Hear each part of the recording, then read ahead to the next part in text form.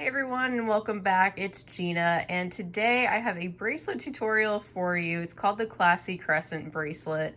Actually comes from a necklace I did about 7 years ago, actually, way back on my channel. I will try to link to that in the corner, and maybe you remember that video if you've been with me for quite a while. But I recently put together a light collection with Eureka crystal beads.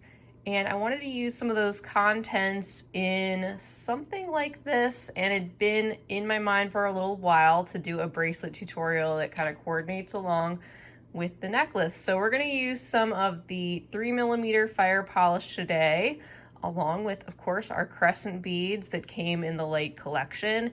And I picked out some of these golden colored 11-0 seed beads that came in that seed bead mix. You'll also notice I'm playing around here with this really pretty toggle clasp, the copper with the verdigris, and I included the little charm that came in the collection as well. If you'd like to get your hands on one, I do think they have a few left available. That will be linked below in the description section of my video. I'll also have all of these materials listed out individually if you'd like to get your hands on any of those. And by the way, this collection really does go well with the main collection, Summer in Sicily. You can check out that video from earlier this month. But anyway, back to this. Let's go ahead and get started with our materials. You can gather those up along with some beading thread. Just use a comfortable length of a 6-pound Fireline or similar.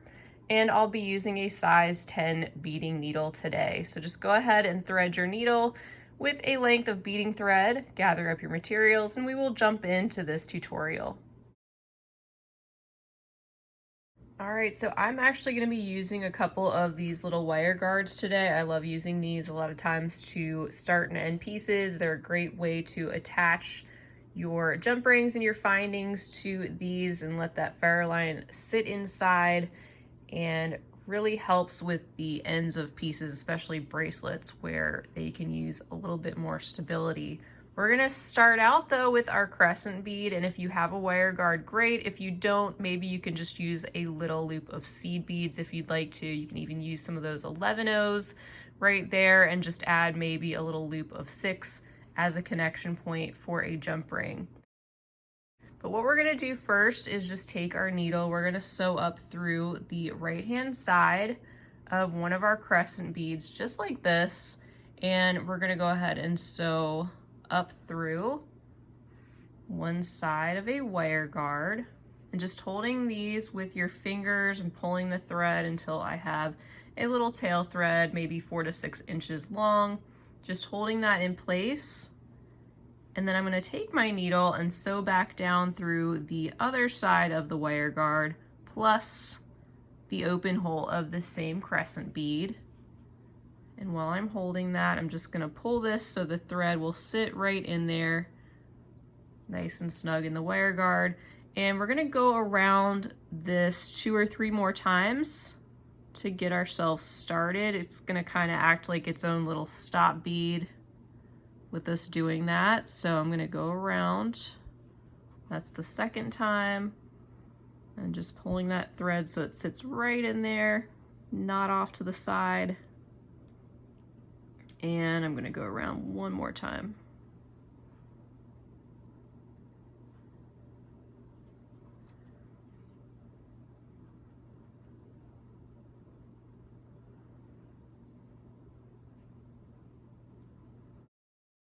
Alright, so once we have gotten started like this, I'm just going to move the tail thread. We can weave that back in a little bit later as we get some of our beads in place.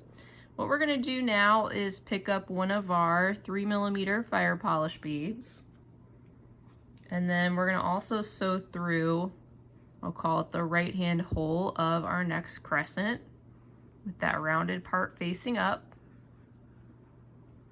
And that's what we have so far.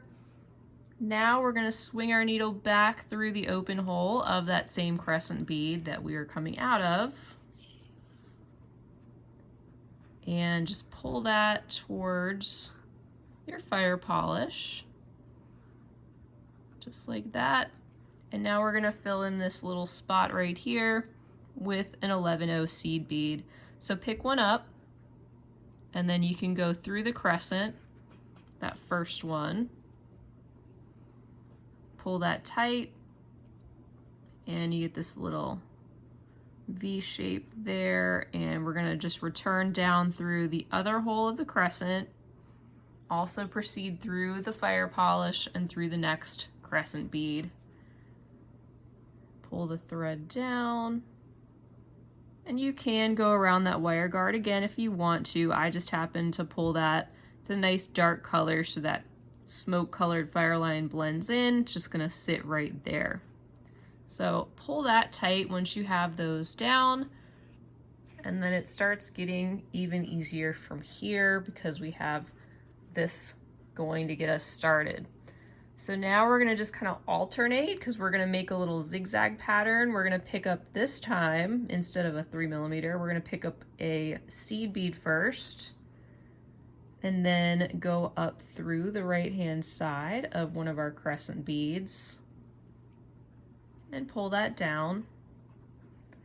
And just like we did before, we're gonna return through the open hole of that same crescent. We're gonna pick up a 3mm and just go through that next crescent bead that you get to. Pull this tight, just like that.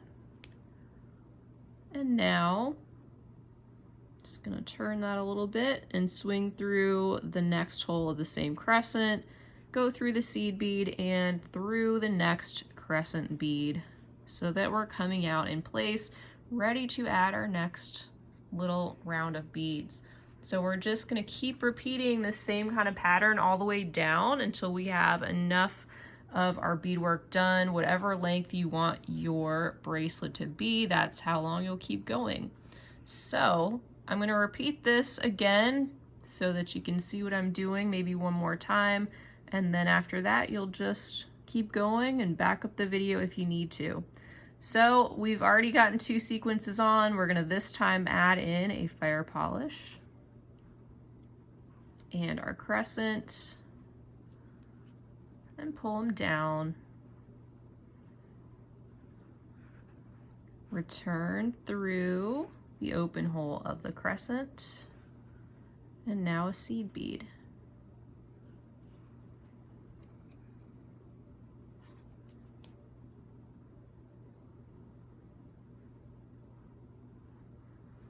So with the bracelet, this is coming out to be in a straight line because of the way we are zigzagging these beads. Now, if you're interested in making the necklace, it is made a little bit different so that it does have a slight curve to it so that it fits nicely around the neck, and that comes with changing up the order and size of the beads on one side. So that's the difference, but they're very similar in the way that they're made. And let me do one more.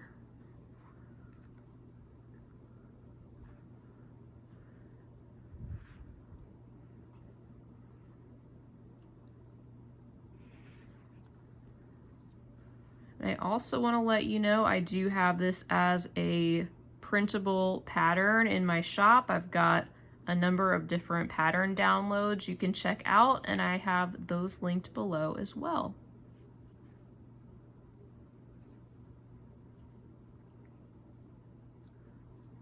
And pull tight.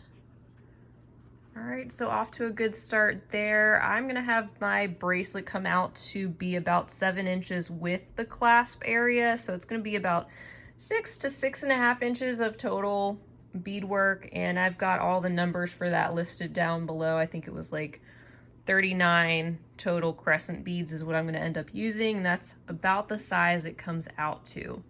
So keep going with your beadwork just like this, and I will meet you back on the other side where we will add on our other wire guard and then connect our findings. All right, and welcome back. So now that we have the length of our beadwork how we want it, you'll notice too that I am finishing this side kind of the opposite of this side. So I have a fire polish down at the bottom on this one, and over here the fire polish is on the top. Probably doesn't matter too much, just a personal preference.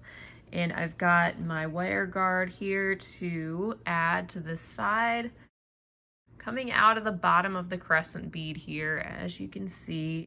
And I'm just gonna go up through that wire guard and pull this down toward the crescent and sew down through the other side, and also sew down through that next hole of the same crescent bead, just again pulling the thread so it sits right in the groove like that, and pull that all the way down to the bead. And we'll just go around that 2 or 3 times, just like we did on the other side.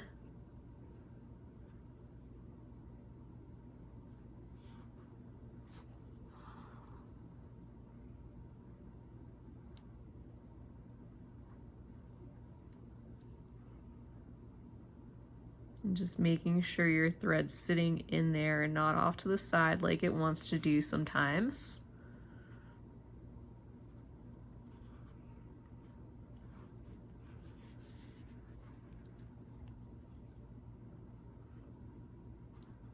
There we go. And then as we weave this working thread back in a little bit, you can make a couple of half hitch knots if you'd like to. I'm going to make one right here in front of that fire polish, and then sew through the next few beads.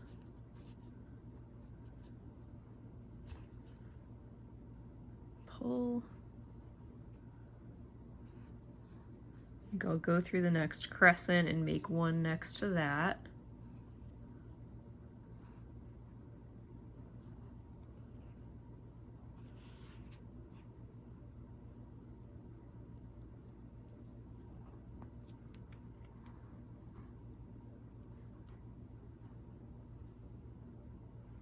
There we go. And you're welcome to trim off your excess thread at this point. I want to show you my brand new, very favorite tool that I just got from Eureka Crystal Beads. It's actually a USB powered THREADZAP, and it is awesome. Let me go grab that. All right, so just wanted to show you this because I hadn't brought it into a video. It's kind of new to me. So this is the THREADZAP by Beadsmith. And you just press that button and it charges up. You can see that turns reddish right there, meaning it's very hot. And then it just sears the thread. So it's actually been really great. I like it much better than the battery powered THREADZAP. It works great. Actually holds a charge for a while. And it saves a lot of my scissors, because if you are used to using Fireline, you know that it is pretty rough on scissors. So just wanted to take a second to show you that and explain what that is. But now our beadwork and our bracelet is done, and we can add our findings. So I brought in a couple of jump rings here and the toggle clasp. They actually had the clasp and the other findings from the Terra Verde collection, specially coated or antiqued that way just for this collection. So I'm just adding on my other pliers, my loop side here, and I've got the little charm, which is so cute. Coordinates with that and the beads. I'm going to add that to the loop side jump ring or toggle clasp portion here.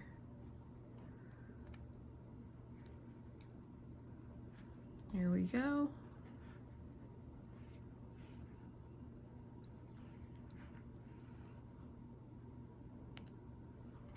And our bar side.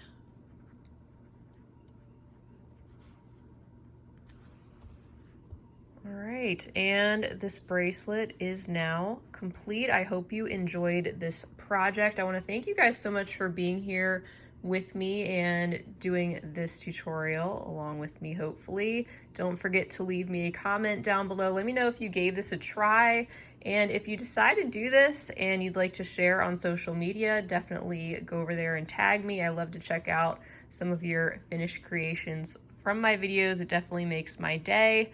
Don't forget you can find the link to the Terra Verde collection down below, as well as the links to all the materials I used today. Don't forget to give the video a big thumbs up if you enjoyed it, and please do subscribe while you're here. I would love to have you back. And until next time, have a fabulous rest of your day, and as always, happy beading.